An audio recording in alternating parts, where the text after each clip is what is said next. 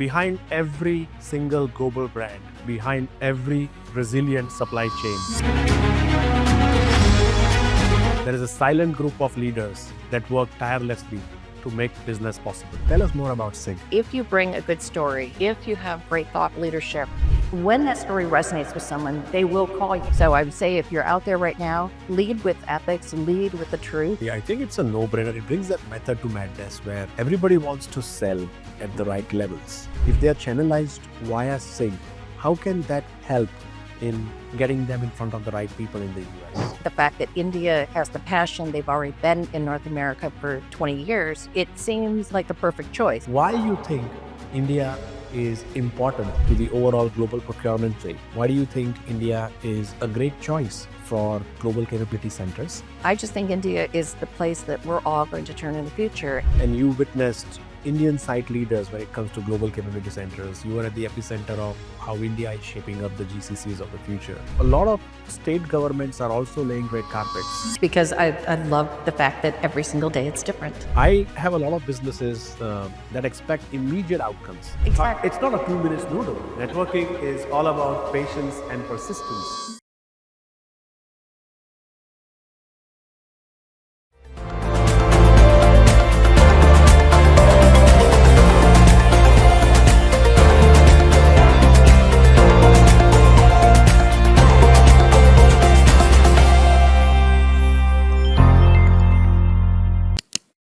Ladies and gentlemen, welcome to yet another episode of the Sunny Shah Show.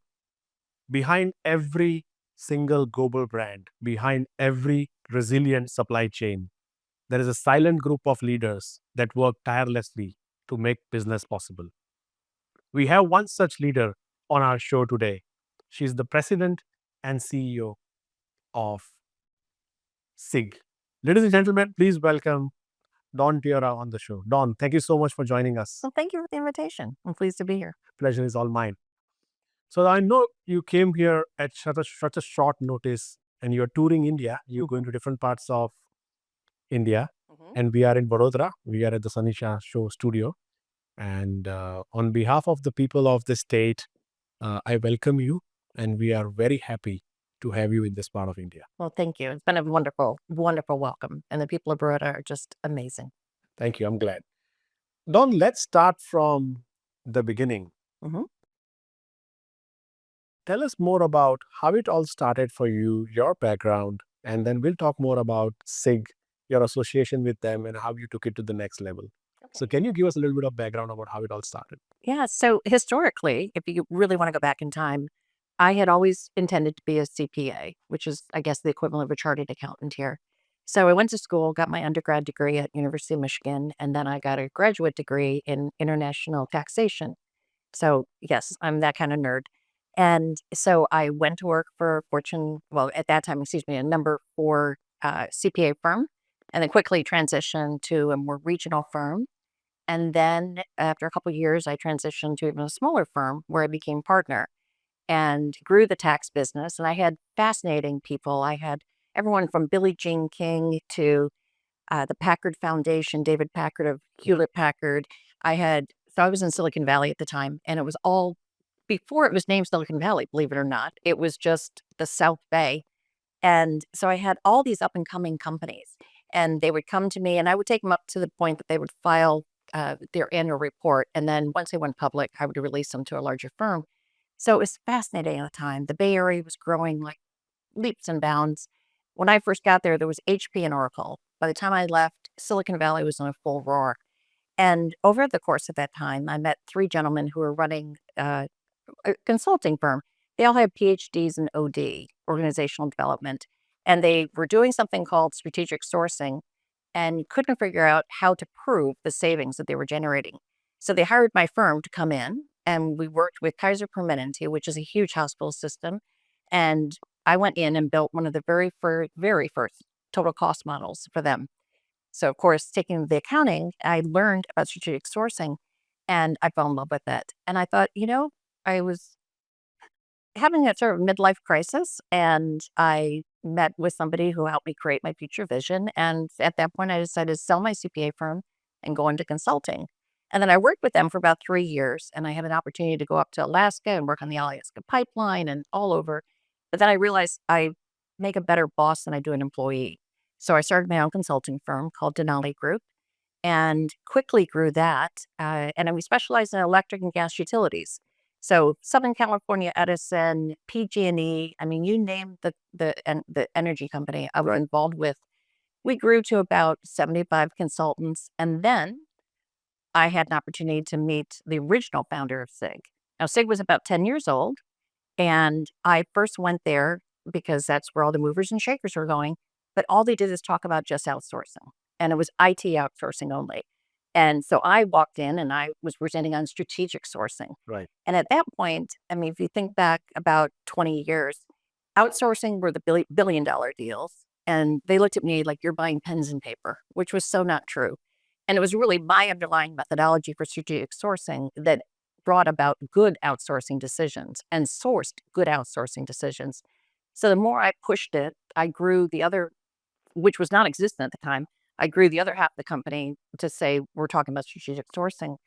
And then after about 5 years, after I was there once, I said to the owner at the time, I said, I want to grow up and be you. And he said, what does that mean? And I said, you are living my dream. You talk about sourcing, you talk to brilliant people every day. You are living my dream. So then he called me up and he said, are you ready to be me? I said, what do you mean? He said, I want to hand it over to you. So I bought the company. And at that point, we were probably 30% strategic sourcing, 70% outsourcing, but they kept living in the past. It was always about, oh, you remember when, EDS and the big outsourcing and it became like a good voice network. And that was frustrating to me. So I kept pushing the strategic sourcing side. And now I would say we are a sourcing industry group. We focus on sourcing as the methodology, and outsourcing might be one of the outcomes. Having a captive might be an outcome, or just staff augmentation might be an outcome. So I quickly transitioned the organization to be more about the modern world of sourcing. Now, at this time, you have to remember the only anything to do with procurement was either ISM in North America or SIPs. Right. Now, I don't know if you know much about them, but that was almost like what my father would have learned. So I thought I had a good old voice network to reinvigorate. Right. They were so old fashioned and there was nothing modern going on. So I thought there's so much more than 3 bids and a buy that goes on in sourcing. It's a very, very deep methodology. And so my passion was I wanted the world to learn about strategic sourcing. Yeah. And so that's how I transitioned. Now, funny enough, my timing was bad when I acquired the company. It was in 2007, November 2007. And then Lehman Brothers happened. Yes. So then we had the big market crash. And so my membership that I had acquired was driven down by almost 40 to 50% because of the recession that we had hit. So it was an interesting time to take over a new company, try and reinvigorate it when our economy was just crashing. So that's how I got into it. Interesting. When you took over the company and when you were ready to pursue your dream as the new owner of SIG, what were the hardest decisions that you had to take at that time? Well, being faced with a recession to start was the hardest decision. So I decided not to take a salary for the first 3 years. And I thought if I can reinvest every single dollar from this company, I knew the recession would end. And what I wanted to do is when we came out of the recession, I wanted it to be the most powerful organization that there was.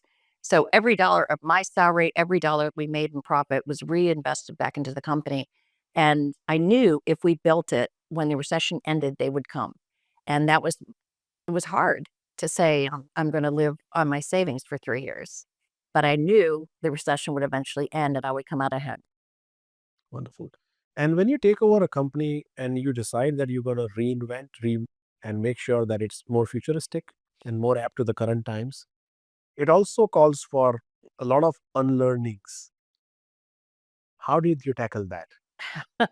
The biggest unlearning was unfortunately, I had to get rid of existing staff because it was always, well, that's not the way we do it. That's not the way SIG does it. Or Barry never did it that way. And unfortunately, it was like, I'm going to experiment. I'm going to do the things I want to do, regardless of the past. So it was hard. So I unlearned it by bringing in people that came in with my vision, who came in with the passion that I had, and I didn't have stories of yesteryear. Right. Those were all put to bed. And now where you stand today, for our audience's information, can you tell us more about your membership? What kind of impact you have in the business world? Tell us more about SIG. Yeah. So I am so thrilled where we got to today. We represent about $11.7 trillion in US equivalent. And that's how much spend our members bring. And I think the reason we've gotten to be so successful is we focus first on the practitioner, which we call the buy side, the people that own the budgets. I know if I can bring great buy side to the table, I can be selective who we allow in on the provider side. I think one of our key differentiators is that we're non-commercial in nature. There's no selling that takes place at SIG. And I know because I was started at SIG as a consultant. The first year I spoke, I resonated with a company. They hired my consulting firm, $2.5 million agreement before I even closed the books that month. I didn't sell anything for a few years because it didn't resonate. It wasn't the right timing. So I knew from personal experience that if you bring a good story, if you have great thought leadership, when that story resonates with someone, they will call you. If I come up to you with my computer and it's like, oh, let me just show you a demo. Let me show you my slides. You're going to be turned off because we're talking about sophisticated buyers. I'm talking about people that have budgets of $2 to $95 billion that they manage. They don't want the used car salesman. They don't want you in their face.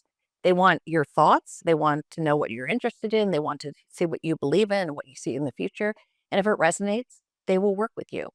So I built friendships. I built long-term friendships. And I tell you, I have people now that I've known for 15, 20 years that still, regardless of what company they go to, they bring SIG in because we've built these relationships. So I would say we built a community where we can be selective about providers. So we have buy side, which are the practitioners, and providers, which are the suppliers, the advisory firms, the consulting firms, et cetera. And we are so strict in our policy that we have literally walked off the floor and out of one of our events, the largest consulting firm in the world. And they were put in timeout for 2 years.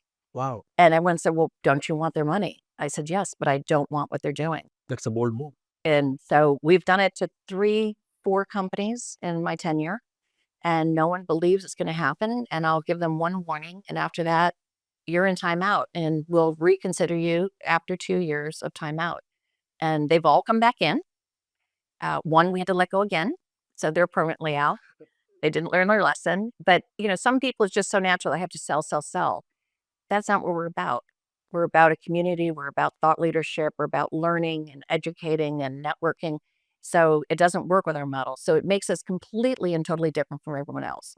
You can pay for a general session, but you're only going to be able to present it if we agree that the content is thought leadership. And so any general session we have go through about 6 or 7 planning meetings. Wow. We review the slides, we review their talking points, we coach them, and they must bring a practitioner with them. So yes, you can pay to get on general session stage, but that doesn't guarantee you're going to get that session. You're going to have to still follow the rules. And so I think we've been firm with that over the years so people know what to expect. And I think it's built our reputation. The biggest thing from the buy side, which I think is really fun, you hear wearing a lanyard, you've got your name. And I'm trying to think of what company it was. I think it was Shell Oil. First time they came, they kept putting their hand over the badge. I said, you don't have to do that. And I said, no, it's okay. We just don't want to be accosted. I said, you're not going to get accosted. It's like the first day they kept covering up their badge name. And the second day they started to lower it and look around. By the third day of the event, they're like, wow, nobody's cornering me. Nobody's coming on to me just because of the name on my badge. So that's pretty powerful. So people walk in, they know they're going to be comfortable. They know they're not going to be sold to. For those companies who are not a part of your community yet, either on the buy side or the sell side, what are those USPs that you want to tell them if they are listening to us today, that they should be a part of your ecosystem? Otherwise, there is a FOMO. There should be a FOMO. There's definitely should be FOMO if they're not part of our association. I would say the things that they need to focus on, buy side, we pretty much can approve most buy side practitioners and their organizations. They come in, with the entire company. So it's not just one person or two people. We bring the entire enterprise. Sell side, we carefully vet. So we have not let people in because of reputation. Right. So I have an advisory board. So when a new sell side comes in, a provider, we want to talk about the founders. We want to talk about the key operators, the key managers, decision makers, and we'll vet that. And we'll go through and we'll talk to members. We'll talk to our advisory board. And there have been a number of times that somebody's reputation has been the reason we won't let them in. I mean, there's a company right now that's knocking at our door, and they've been knocking for 3 years. But I've had multiple people tell me about some non-ethical issues. And one thing I will not handle is people that are not ethical.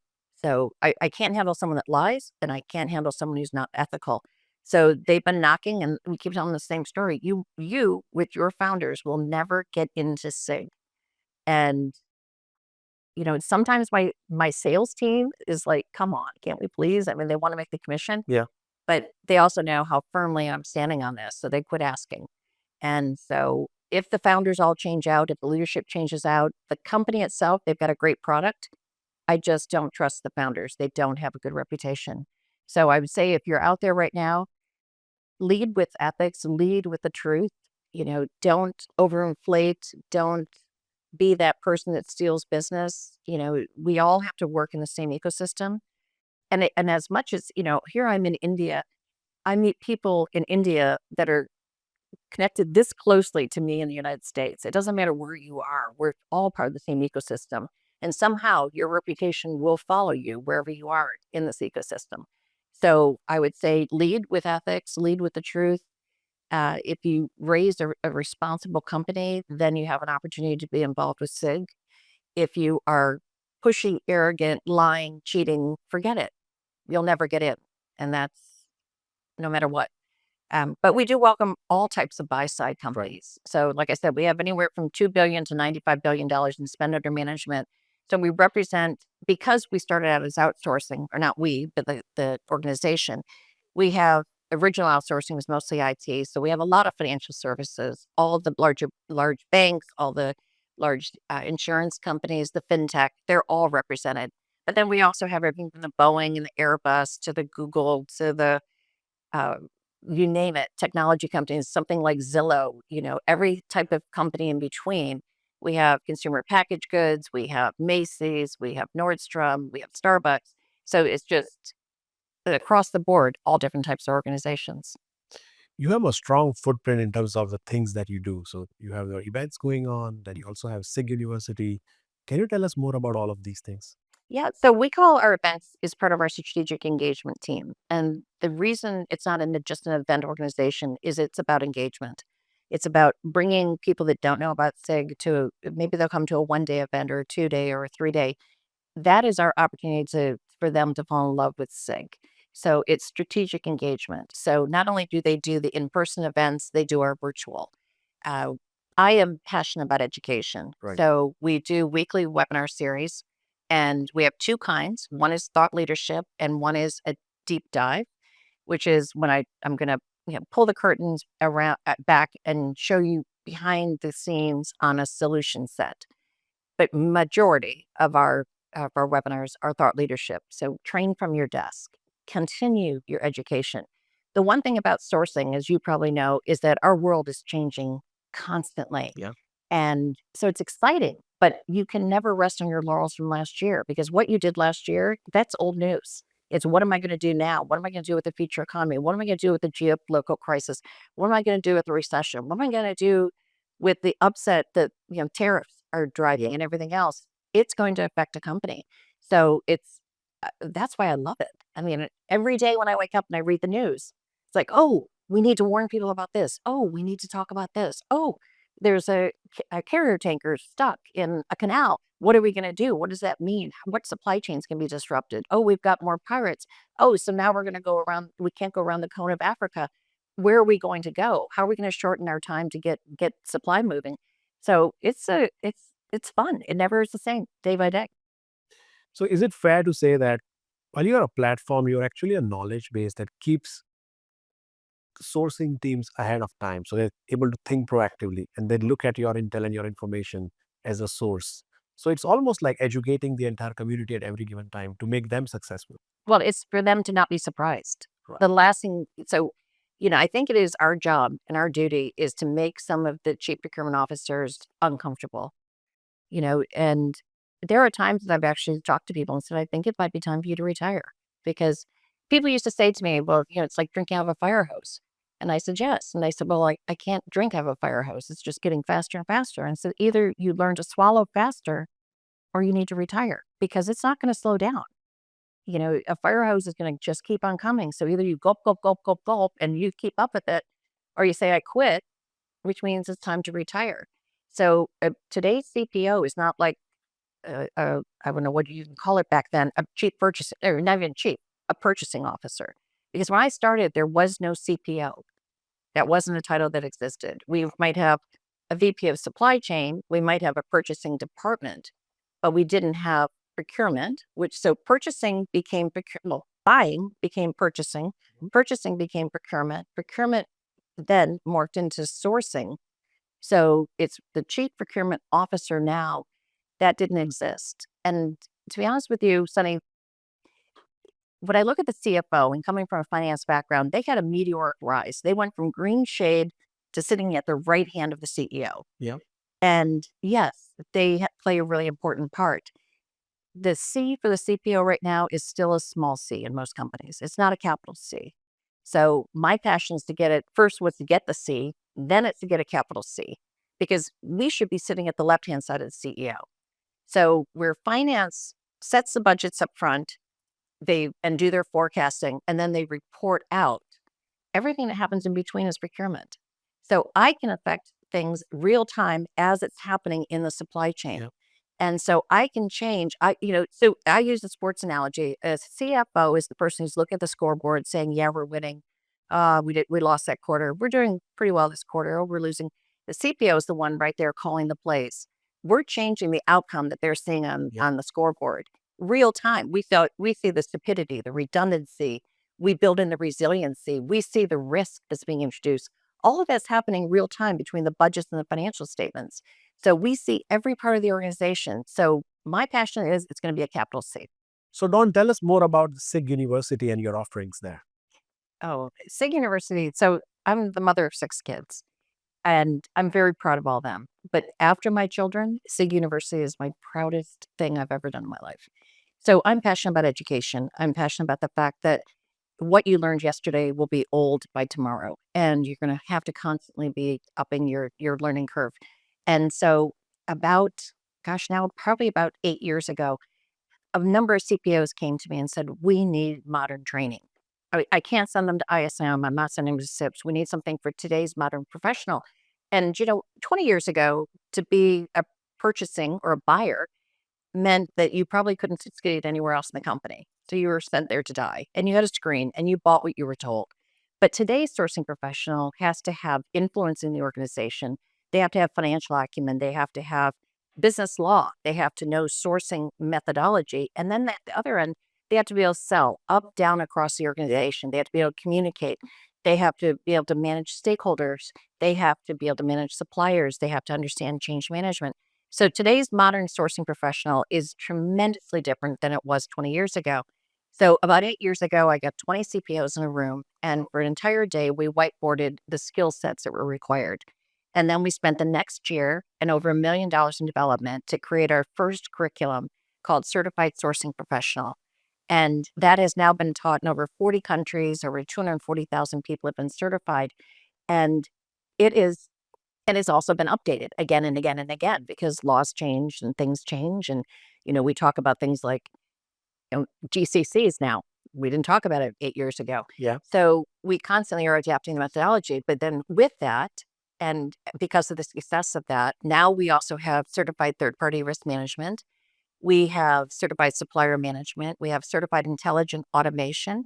And then we have a number of certificates. So, for example, in North America, we don't have laws yet or regulations around AI. So how do you have governance and how do you create a company policy?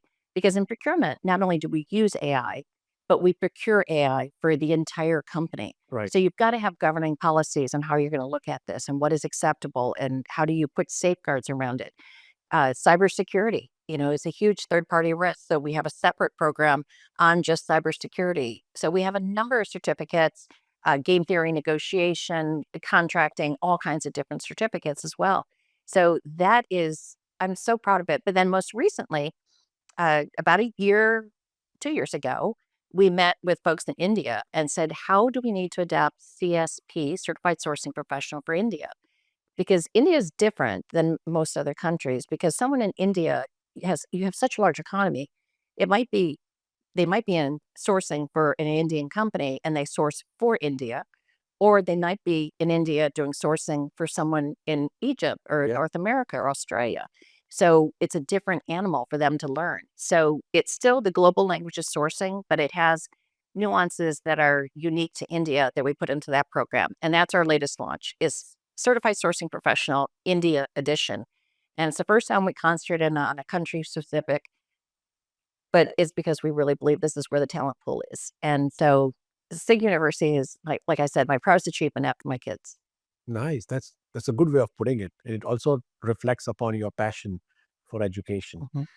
I feel the more I'm learning about your programs at SIG University, I think it's a no-brainer. It brings that method to madness where everybody wants to sell at the right levels. Do they know how to sell? Do they know the language that would help them sell better? Do they know the rules of the game? I think a lot of that unstructured clutter gets decluttered, and you have a very, very systematic way of learning those things by virtue of SIG University that is going to further accelerate their pursuit. Yeah, it's not just the person in sourcing either. Yep. We've been selling our coursework into sales organizations because they're the ones dealing with procurement. Yes. So when you have engineers and IT people answering requests for proposals and they have no understanding at all what the intent of the questionnaire is and what I'm going to do with it and how I'm going to score it. So it's just as applicable for salespeople as it is practitioners. SIG is no longer a North America-centric initiative. No. You're crossing borders. The fact that you're spending 2 weeks in India talks highly about your commitment to India and Indian businesses. Mhm.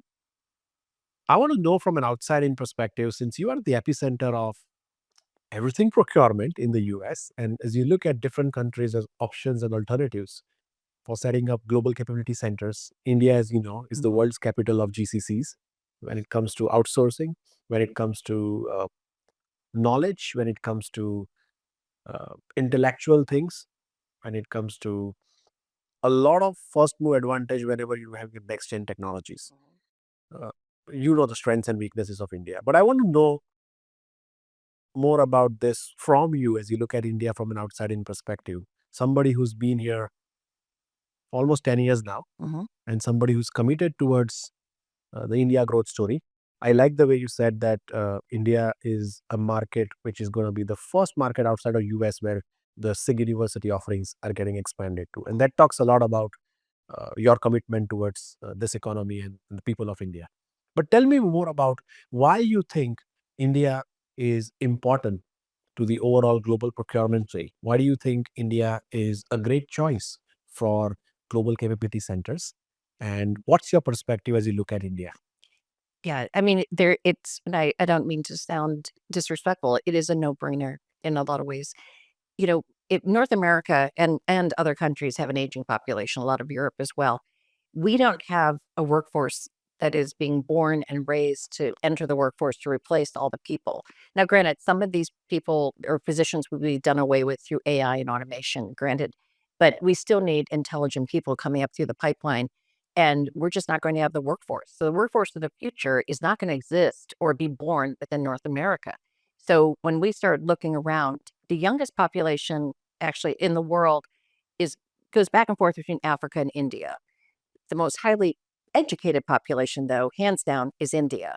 So when we look at the fact that India has the passion, they've already been in North America for 20 years, it seems like the perfect choice. And I think the really big difference is back 20 years ago when we outsourced, it was one of the big differences I see is that when we would outsource, people would do the work during the day and they'd throw it to India to do work overnight. The morning they come in and they'd catch up. India now has a 24-hour operation, and that people need to understand that you have people that are committed to work US hours. You have people committed to work Australia hours, European hours, which means we can collaborate now all day. So I'm not throwing work over. We're working together. And that's a huge difference. And to be honest with you, the language gap has really gotten better. Back 20 years ago, we almost needed interpreters because we couldn't understand the accents. People have learned to slow down. And I hate to tell you, males in India speak fast. So we're always asking them, please slow down. But our language gap has really gotten better. The knowledge gap is getting better. So that's why we're committed to India. The people are the most, well, I don't need to tell you, but for people that haven't been here or have an assumption, they are passionate. They are the workforce of the future. They are what we wish. I wish my children all had the passion of the people I see in India. Sure, they work hard, but they're American kids. They're not the same. They're not driven the same. And I think it's, 20 years ago, the reason I think outsourcing was so great is that when we outsourced manufacturing to China, we took a lot of people out of poverty and created a middle class. Yeah. When we started outsourcing to India, a lot of people were able to rise out of poverty and build a middle class. And what North America has finally realized is that when you create a middle class in other countries, they start to want Western things. It's good for our businesses to have people that are wearing Western wear, not just Indian wear. You're using Western technologies. So there's such a quid pro quo that happens without asking through the two economies. So I just think India is the place that we're all going to turn in the future. And I would tell you, if people haven't been here in the last 4 or 5 years, you don't know what India is. And all the things that people warn you. People were talking, so I brought a couple of my colleagues and people were like, did they get their vaccinations? I said, what for? They don't need vaccinations. Well, or did they talk to their doctor about bringing medication? They don't need medication. Oh, don't drink the water. Well, I'm drinking the water every place I go. It's so the things that people perceive are not reality. So my quest is to get more people over here to understand what India really is like. I'll tell you, it's my favorite country to visit in the world. Oh, you're kind enough to say that, and we reciprocate the same feelings for you. Now, when you look at India, and you and I have been through a conclave recently in Pune, and you witnessed Indian site leaders when it comes to global capability centers. You were at the epicenter of how India is shaping up the GCCs of the future. You also witnessed a lot of passionate businesses here in India who want to attract the right businesses in the US. Now, when that's the pursuit, a lot of state governments are also laying red carpets for American businesses who want to set up their centers in those respective states. So you have a private channel of investments that's happening, companies that would be from real estate, from infrastructure, from talent, from staffing, from training, you name it. Everybody wants to ride this GCC wave, as we call it. And the governments are also very supportive. So every prominent Indian state has what we call as a GCC policy, which is their set of benefits and perks for companies coming in. So there's a lot of attraction points that we have at different pockets of India. How do we formalize this offering to businesses in the US in terms of how do we make sure that the messaging goes across in the right manner? And how can people associate themselves with SIG so that you become that platform, you become that bridge where meaningful conversations happen and hopefully businesses thrive? Yeah, I wish we had a playbook for India. I wish, I don't, and when I talk to different people, they even disagree how many states you have. So I wish I had a playbook that showed the geography of the states and then their policies by state, and then where their capital is and where their airports are and how their transportation and their infrastructure is in each state. That, the big ones, everyone knows the big players, but they're saturated. Yeah. And people fear to go outside to a tier 2, what they call tier 2. I wouldn't call this a tier 2 city from anything I've experienced. And eventually we'll be going to tier 3. So we need to have a better understanding of the map, the true states, who are the people in charge. And it's the same as United States. We have 50 states and we have 50 sets of taxation rules and how you do business. And then we have a federal government. Yeah.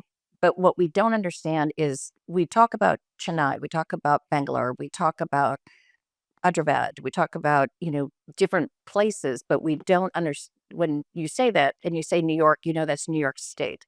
You say Dallas, that's Texas. When I say Chennai, I have no idea what state it is. Oh, okay. When I say 𝗧𝗵𝗲, only for the fact I've been there a number of times, I know what state it is. But we only lead.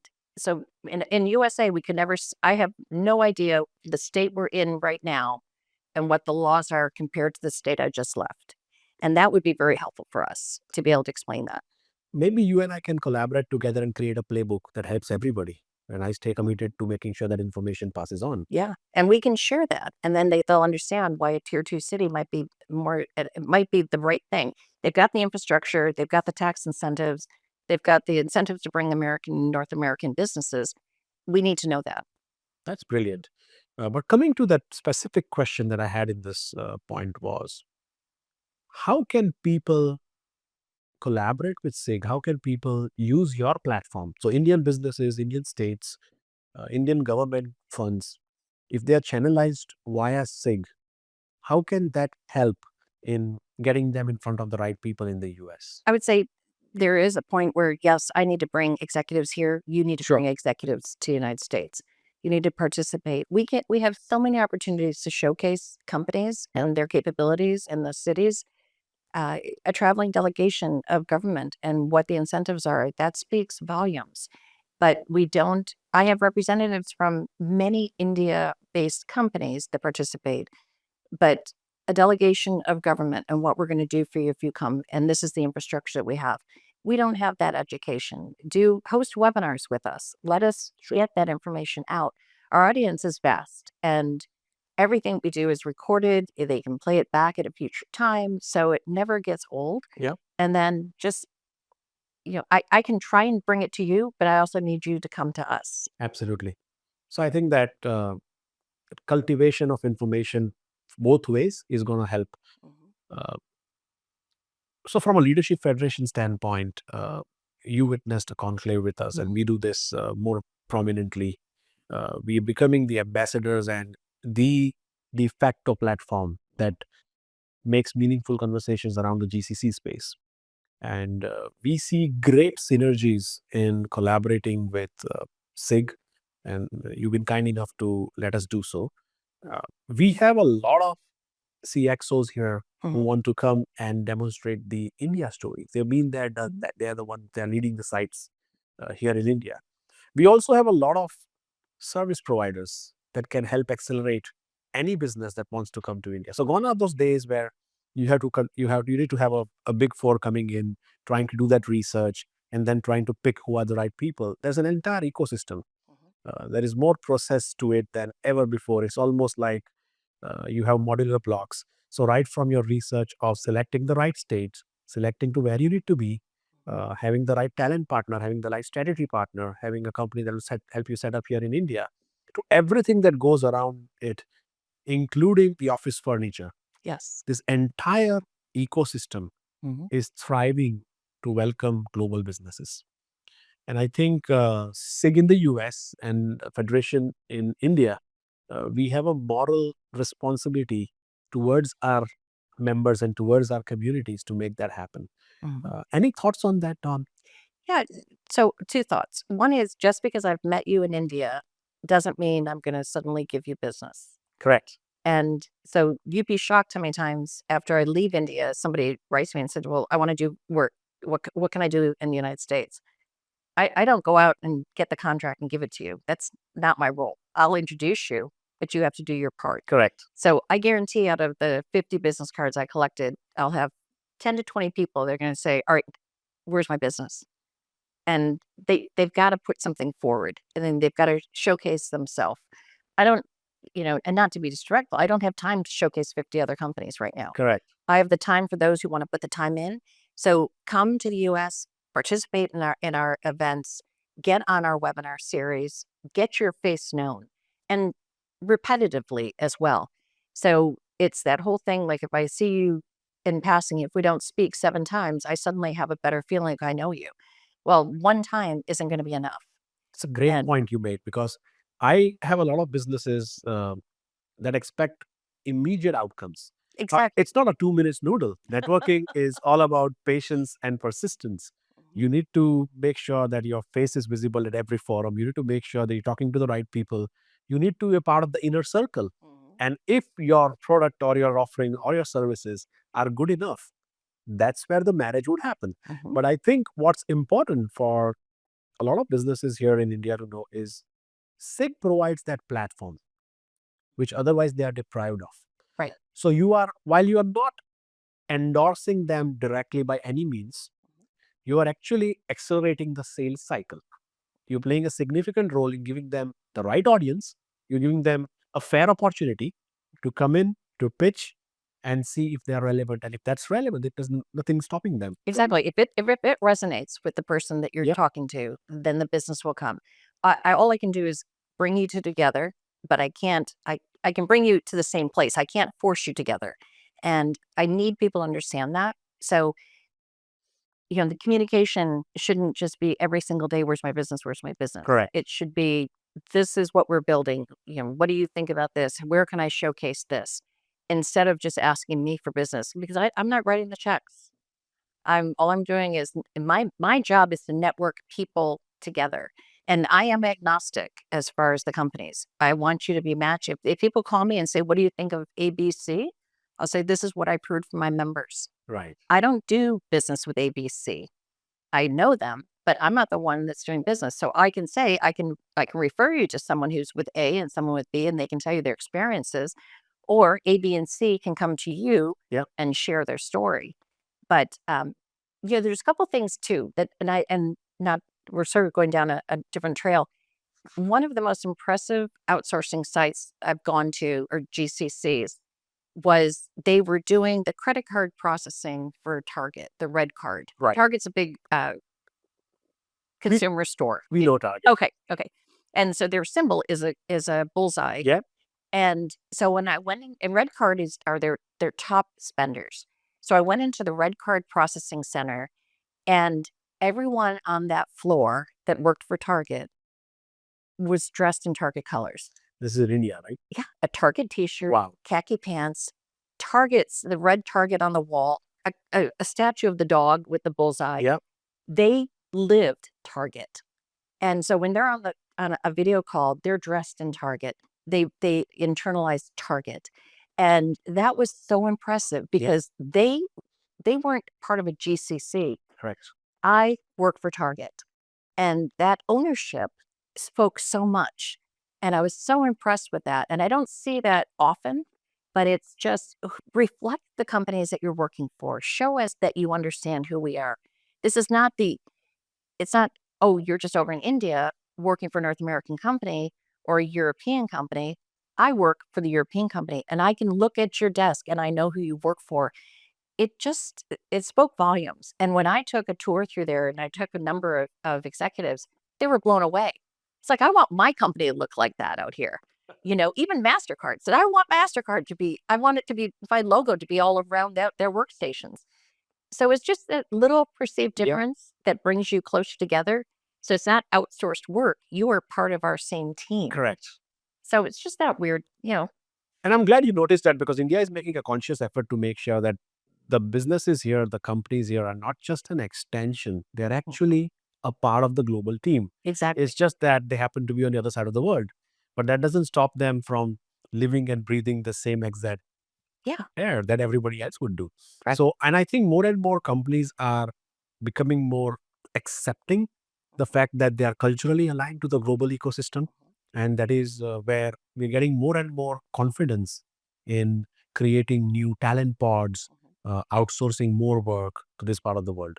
So that's a part of the conscious efforts. If you see, and you've been through quite a few global community centers here in India, and I would say to you, if you have time, we can probably make you see some of the other American companies who have their global capability centers in Bangalore as you visit there next week. You'll witness one thing: the offices, the infrastructure. You just inaugurated a tier 2 center here in Vadodara for a leading company, and you would have witnessed the infrastructure. It's state of the art. Mhm. It's highly futuristic. And the fact that we are doing it now allows us to do it keeping 10 years ahead. Yes. So that combination of bringing automation, AI, and those next-gen technologies only enables us to be more and more relevant and to empower the global headquarters as they look at investing in India. Yeah, it's somebody at the GCC last week said, eventually it's not going to be India is my GCC, it's going to be my India branch. Correct. And I loved that idea when Vishali said it. It's the India branch of my company. It's not, oh, it's India outsourced. It's my company. And I love when we can finally get to that point where I'm talking my India branch today, not the way it's referred to today. So on behalf of the entire fraternity, if you are okay, Don, we would like to give you a title. So while you are the president and CEO of SIG, you are also the ambassador of India. And I talk on behalf of the people of India and the businesses here. We really find you as somebody who's a great ambassador of our businesses, of what India has to offer. And I think that, and you do it in a very neutral manner. You do it out of your own experience. Knowing you for the limited time that I've known you, you never endorse something just for the sake of it, unless you believe in it.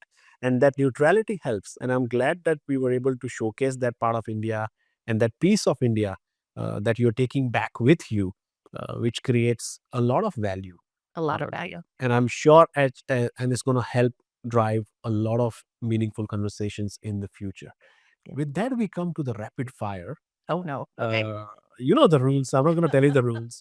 But I wanted you to give quick answers to these questions. No overthinking. Just let me know what comes to your mind. Shall we begin? Let's go. So one global trend in sourcing that excites you the most? Change. Interesting. And why so? Because I love the fact that every single day it's different. Wonderful. One leadership habit you practice daily?